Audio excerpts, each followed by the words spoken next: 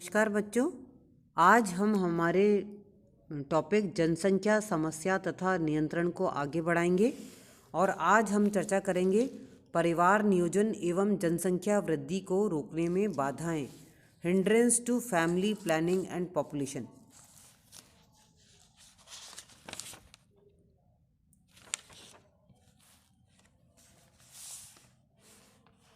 इसमें सबसे नंबर 1 जो पॉइंट है, हमारे यहाँ पुत्र प्राप्ति को विशेष महत्व दिया गया है।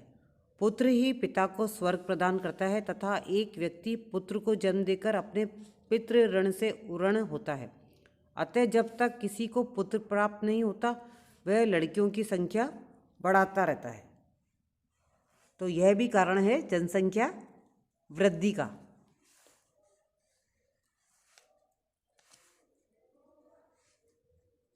और हमारे यहाँ लड़की की तुलना में लड़कों को अधिक महत्व दिया जाता है और कई बार तो लड़की के जन्म को अपशकुन तक माना जाता है। सेकंड पॉइंट है परिवार नियोजन से संबंधित कार्यकर्ताओं के पूर्ण प्रशिक्षित न होने के कारण वे लोगों को समझाने में पूरी तरह से सफल नहीं हो पाते। थर्ड पॉइंट है कभी कभी ऐसा भी होता है कि स्टरलाइजेशन या कह सकते हैं बधियाकरण के ऑपरेशन के असफल होने से ऑपरेशन के बाद में भी संतान हो जाती है।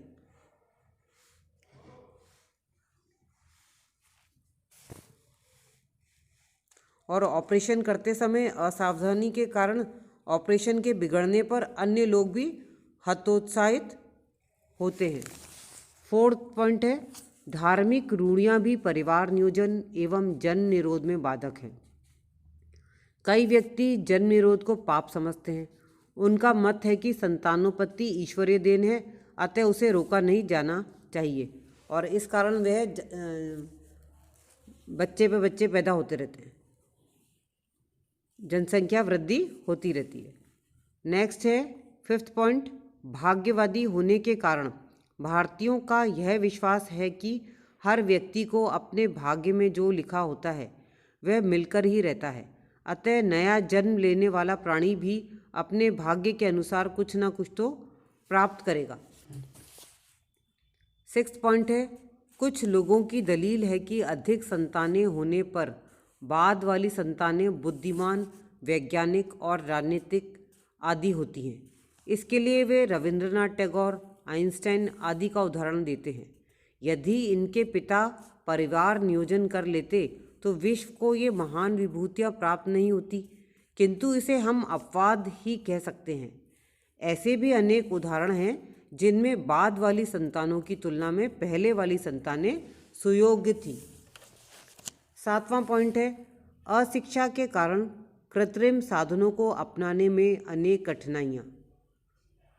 साथ ही इन साधनों को अपनाने में पत्नी की अपेक्षा पति के विचार महत्वपूर्ण हैं, क्योंकि पुरुष प्रधान समाज होने के कारण हमारे यहाँ पति के विचारों का ही प्रभुत्व पाया जाता है। अतः यदि पत्नी परिवार नियोजन चाहे और पति नहीं चाहे तो ऐसी स्थिति में कठिनाई उत्पन्न हो जाती है। आठवां पॉइंट है जनसंख्या वृद्धि का कृषि व्यवस्था से भी घनिष्ठ संबंध है। हमारे यहाँ कृषि पुराने तरीकों से होती है जिसमें अधिक श्रमिकों की आवश्यकता पड़ती है। मजदूरों द्वारा कृषि करना महंगा कार्य है, इसलिए परिवार के सदस्यों की संख्या बढ़ाकर ही यह कार्य किया जाता है।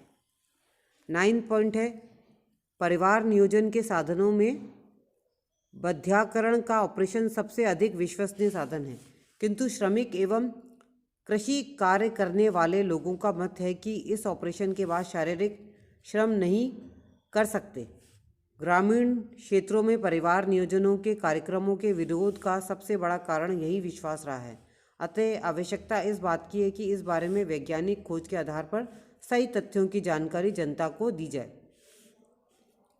10th पॉइंट कुछ लोग परिवार नियोजन को अनैतिक एवं भ्रष्ट तरीका मानते हैं, क्योंकि कृत्रिम साधनों के उपयोग से गर्भ रहने का भय नहीं रहेगा और इससे भ्रष्टाचार के बढ़ने की अधिक संभावना रहेगी। इसके विरुद्ध यह कहा जा सकता है कि स्वस्थ पोषण एवं शिक्षण के साधनों की सर्वथा उपेक्षा कर बच्चों की निर्बाध गति से वृद्धि कहाँ की नैतिकता है?